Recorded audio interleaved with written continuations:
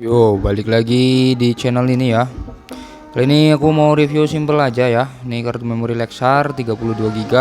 Ini asli ya dari official store-nya. Dia udah dukung adaptable storage 1. Jadi dia bisa buat adaptable storage ya. Saya rencana juga mau adaptable storage. Terus V10, jadi kecepatan tulis minimalnya tuh ada di 10 Mbps. Terus di sini ada tulisan up to 100 Mbps ya. Yang ini ya biasanya buat gimmick-gimmick aja. Intinya kita mau tes kecepatan sama kapasitasnya ya, kayak gitu. Ini review simple aja. Ya oke, ini dia kartu memorinya ya, udah terbaca. Kita pakai cartridge yang lumayan bagus kok. Ini juga ada USB 3 dan komputer saya pakai juga ada USB 3, jadinya harusnya maksimal sih. Kita tesnya pakai Crystal Dismark. Oke, kita langsung aja tes gasken. 1 GB aja ya guys ya. Sambil nunggu ini mau bahas dikit ya. Saya beli memori ini tuh untuk cari alternatif. Biasanya kalau di sini tuh yang terkenal SanDisk sama Vigen. Apalagi Vigen yang punya care center di sini. Cuma SanDisk sama Vigen tuh banyak KW-nya ya. Sedangkan di official store tuh cukup mahal. Kita bandingkan ini Vigen 32 GB 88.000 sedangkan Lexar 50.000. Dengan kelas yang lebih lengkap di Lexar gitu. Kelas apa sih bang? Mungkin kalian nggak asing dengan logo-logo ini. Tapi mungkin kebanyakan tuh nggak terlalu perhatiin ya kalau kalian user biasa. Tapi yang berkecimpung di dunia kamera biasanya paham arti logo-logo ini. Kalau kalian mau aku jelasin, mungkin kita bikin video singkat aja nanti ya. Kalian komen aja ya guys.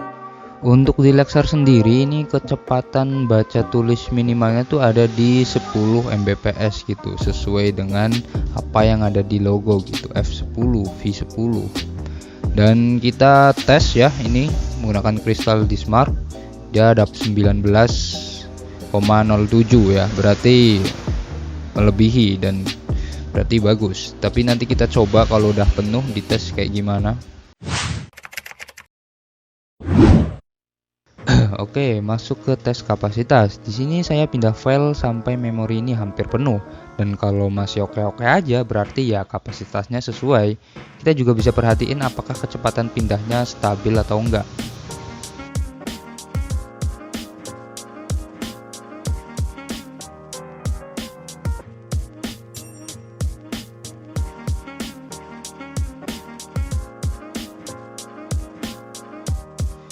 Di sini kita bisa lihat ya untuk kecepatan datanya tuh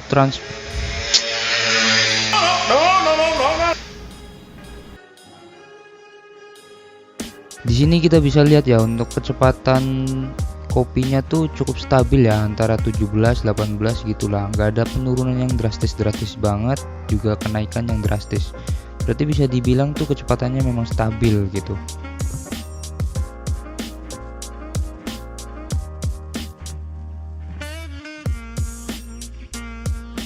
Ya udah terisi hampir setengah dan masih oke-oke aja. Mari kita skip. Kadang turun sampai 15 Mbps tapi itu cuma kayak sebentar aja lah, terus dia naik lagi dan ini udah hampir penuh ya. Ngomong-ngomong, momen yang ditunggu ya udah merah ini guys, tinggal fullnya dan kecepatannya masih stabil di 18an Mbps. Oke, selesai dan kita memang sengaja nggak isi full ya, karena ini untuk ruang tes kecepatan saat penuh nanti gitu. Nanti pada ini kan udah penuh gini merah nih, nanti kita tes kecepatannya juga ada penurunan performa yang buruk enggak gitu. Maksudnya kalau nurun wajar, cuman kalau terlalu jauh kan ya sayang gitu kan.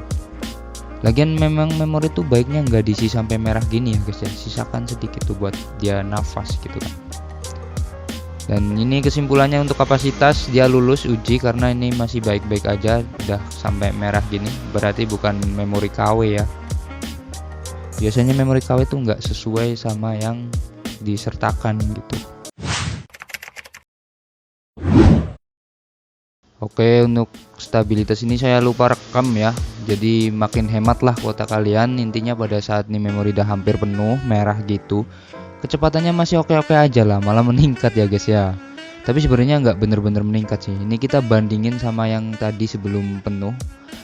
ada penurunan dikit di bagian baca tulis randomnya ya guys ya, dan itu pun nggak seberapa sih, jadi menurut saya ya stabil. Kita masuk ke langkah berikutnya.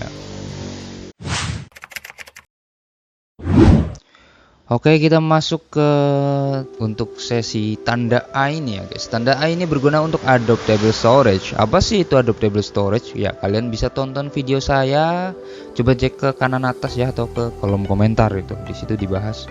Dan untuk A1 ini atau application performance itu nggak diukur pakai Mbps tapi pakai IOPS, dan ini tuh merupakan input output operasi per detik gitulah. Ya makin tinggi IOPS artinya ya makin responsif dan lanjai untuk digunakan gitu. Gak semua orang pakai fitur ini emang, tapi penting nih buat diketahui. Untuk A1 sendiri ini baca randomnya minimal ada di 1500 dan tulis random minimalnya ada di 500. Kalau sesuai ya berarti kartu memori ini layak untuk dibikin adaptable storage. BTW kecepatan yang dites tuh kecepatan randomnya ya, bukan kecepatan konstannya. Karena untuk kecepatan konstan itu minimum ada di 10 Mbps, dan tadi udah kita tes ya, itu di atas 10 Mbps semua. Sehingga cerita ini udah mulai muncul nih 800-an ya. Kita tunggu aja, kita skip aja ya guys ya.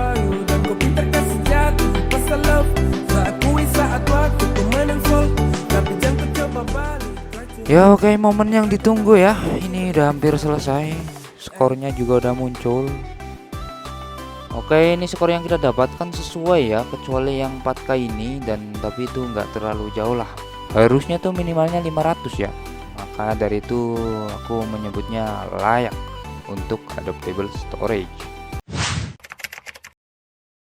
Ya untuk kalian yang masih bingung, kesimpulannya memori ini oke ya, dan sesuai spek apa yang mereka sertakan gitu. Untuk kecepatan ada di sekitar 19 Mbps, kecepatan copy rata-rata ada di 16 Mbps. Untuk stabilitas bagus ya, meskipun dia udah penuh itu tetap oke gitu. Untuk adaptable storage dia pun layak ya, meskipun di bawah standar sedikit, tapi saya sudah bikin dia sebagai adaptable storage dan berjalan dengan lancar. Terus awet nggak bang? Nah ini dia adalah hal yang nggak bisa kita tes secara langsung, karena sebenarnya itu tuh tergantung banyak faktor termasuk penggunaan sendiri. Intinya yang namanya memori itu ada umurnya. Kalian menghapus, memindah, mengopi, memasukkan data di memori ini itu tuh termasuk mengurangi umur dia gitu. Makanya saran saya tuh jangan terlalu sering mindah data gede kalau nggak perlu gitu. Misal kamu rekam video, langsung arahin aja ke kartu memori daripada kalian rekam di memori internal dulu, terus kalau penuh kalian pindah ke kartu memori gitu. Sebenarnya opsi tergantung kalian lah, yang penting kalian tahu resikonya gitu kan. Oke, sekian aja video kali ini ya. Saya sebenarnya niatnya review simple sih, tapi ini agak ribet ya. Semoga bermanfaat ya. Sekian, terima kasih. Nantikan video di channel ini selanjutnya.